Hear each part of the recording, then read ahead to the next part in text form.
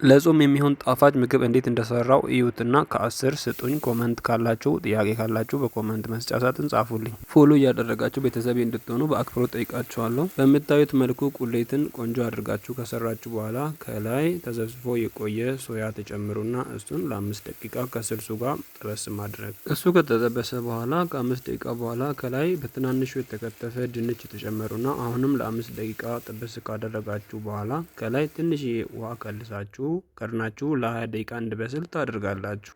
በመሃል ክዳኑን እየከፈታችሁ እንዳይቃጠል ያማሰላችሁ ማብሰል መቻል አለባችሁ። ለመብሰል ትንሽ ደቂቃ ሲቀረው ትከፍቱና ከላይ የተከታተፈ ቃሪያ መጨመር ትችላላችሁ፣ አለመጨመርም ትችላላችሁ። በመጨረሻም የሰራሁት ምግብ እንደዚህ ቆንጆ ሆኖ ደረሰልኝ። በእውነቱ ይህ ምግብ መሞከር አለባችሁ። በጣም ነበር የሚጣፍጠው። ለምትወዱት ሰዎች ሼር አድርጉላቸው እነሱም እንዲሞክሩ። በመጨረሻም ለአንድ ምስኪን አባት ምሳውን አጋራው። ወዳችኋለሁ። ደህና ሁኑልኝ።